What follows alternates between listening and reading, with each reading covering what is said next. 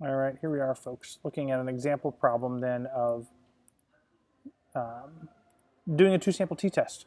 So it's possible that we're going to have a problem and they're going to give you this giant table of information that comes from some type of a computer printout like Minitab or StatCrunch or all sorts of different things. And we need to be able to interpret what's going on. So let's assume all conditions were met. All right, so we're assuming that all conditions are met. What is this problem doing? All right, this problem is comparing mu1 minus mu2 equal to 0. How do I know that? Because it says the test statistic is being compared to 0. All right, so this actually is linked to this here. All right, and I'm testing it for greater than, because that's what it says, versus greater than. So either 0 versus greater than, and that's a VS. So maybe you can't read that as easily on mine, but it'll say versus greater than. So it's either equal to 0 or it's greater than. So we're testing it to see if it's greater than. So assuming all conditions were met, I've got this differences t-test, x bar 1 minus x bar 2, centered at 0, because that's what the mean is, I'm assuming. And I'm going to find the difference, so it's going to be greater than. All right, so it's going to be this greater than up here.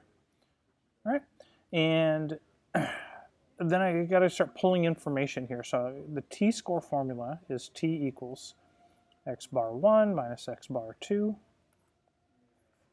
minus mu1 minus mu2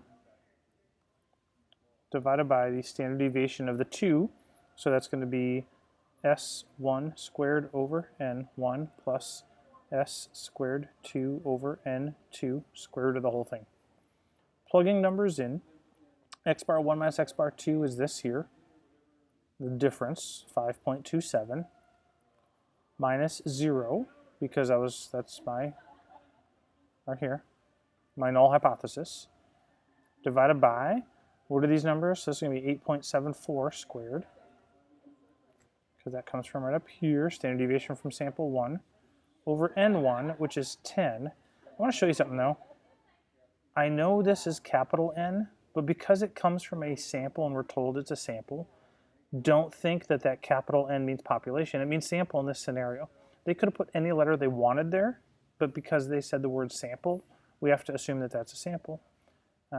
That's plus 5.9, which is the standard deviation of the other one, squared over 11. Make sure you're only squaring the numerator in each of those cases, and then square root of the whole thing. We're not actually going to do that by hand because it tells it to me. The t value is 1.6. So you ask yourself, so if they give it to me, why do I have to write it all down? Because you're showing the person grading it that you understand what all this information is in this giant box of information. All right, my p-value up here is 0.065. So at the 5% level of significance, there's insufficient evidence to reject the null. There is not enough evidence to suggest that this population from the first has an average any larger than the population of the second. You look at this and say, I mean, look at this though, Mr. Stedman, really, that's a big difference. You're right, one's positive, one's negative, but with respect to their standard deviations, look at how big this standard deviation is. Look at how big this one is. There's a lot of variation going on, variability, so even though it's a large difference between the two, it's not statistically significant because the data themselves are very spread out. If they're very spread out, it's likely that the difference that we saw, 5.27, could happen 6.5% of the time, interpreting the p-value. All right, the next thing we're looking at is an example problem here. So I have this scenario where we have a researcher believes that a new reading activity in a classroom will help pupils improve their reading ability. I'm just reading it here for you. She randomly assigns 21 students to the new activity for an 8-week period. A control group of 23 students follows the same curriculum without the new activities. At the end, students are given this DRP test, this reading progress test. All right, sounds like a designed experiment to me. There's a control group. Well, first of all, there's randomization, replication, 21, 23, and control. Some get the curriculum, some don't. All right, so it sounds like a designed experiment, but then I'm asked to construct a 95% confidence interval for the difference in DRP scores between the two groups, and then answer the question, does this support the researcher's claim? So I start with this and say, all right, I need to make a confidence interval. So I start with the whole part. Now, when we've done SINS, S has stood for simple random sample, but in a case like this, it's not a simple random sample. She took students and randomly assigned them. So what I'm going to say is they are randomly assigned. All right. In the past, you had to say simple random sample, but really the key to anything that we've been doing has been randomness. So I did SINS just because it works well, but really you're looking at RINS. I know RINS just doesn't flow well, but randomization or randomness, there was a random out, they randomly selected, but this game is randomly assigned. Randomly assigned is stated. Are there over 210 and 230 third graders? So, the answer is yes, there's going to be that or more, so therefore independent. I am not writing everything that you should be writing because I need to get through this problem. Independent. All right, so you're going to keep working on that. And for normality. Normality is talking about each of the individual samples and the populations from which they come. We know the sample count is 21 and 23, which are not large enough to use the central limit theorem. So instead, we need to look at the box plots which are given, activity and control. Now, we do not know sigma because it's not given anywhere. Sigma, unknown. All right, up here, this word standard deviation that's in this box is not referring to population. How do I know? Because they give me the count. The count means it's from a sample. All right, so sigma is unknown, which really means I'm looking at, hopefully, I'm going to be able to say here pretty soon, therefore use t. All right, if I can use t and do a 2-sample t interval, all right, that means t interval, what is it good for? Like, what does a t interval not handle? That's one thing you're going to put in the reflection response. All right, a t interval does not handle something. Now, that something is not in this case, so I can proceed. All right, a t distribution does not handle strong skewness either. Is there strong skew? Nope. There might be a teensy bit, but it's both of these are both basically symmetric. So I'm going to say, since both box plots are symmetric, roughly symmetric,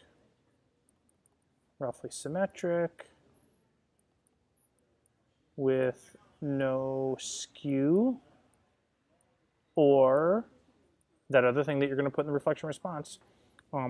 Therefore, sampling distribution is approximately normal.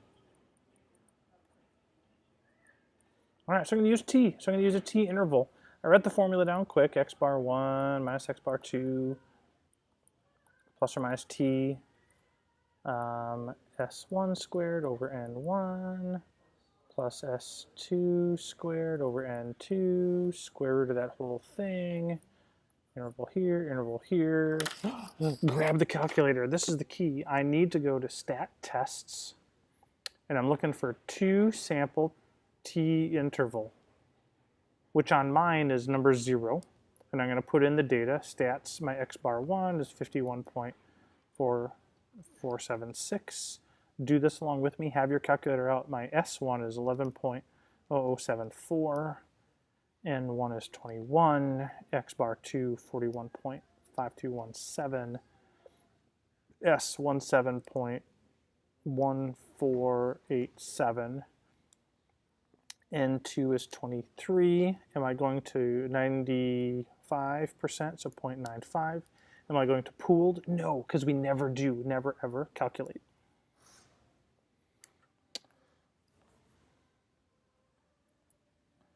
.2329, comma 18.676.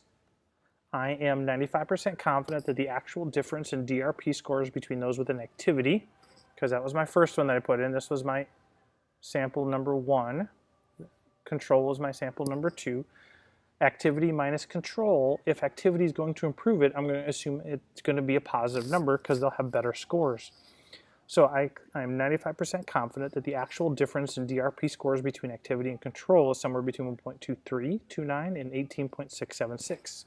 Since both are positive values, it is in support of the researcher's claim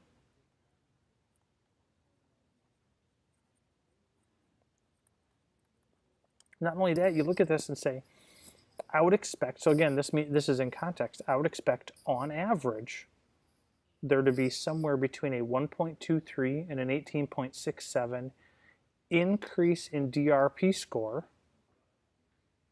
I would expect the average of all students to be an increase in DRP score to be somewhere between 1.23 and 18.676. See, that means something more when you can throw it into the context like that, when you're saying this is what I expect to see happen. This is the average I expect to see of the whole population when all is said and done, an increased score. That's what people care about, like, will this really help me get better? These activities demonstrated because, and then part D of the free response question says, is this enough to prove causation? And the answer here is yes. It was a designed experiment. This shows cause effect. These activities caused the effect of an increase in DRP score. This is kind of how the world works, folks. You do things, you test things, you run a scientific experiment to figure it out. Then you hire a statistician, you, not me, but you, to run all these numbers and give an interpretation back on what it means. All right, so just a little thing that I asked you to put into your reflection response.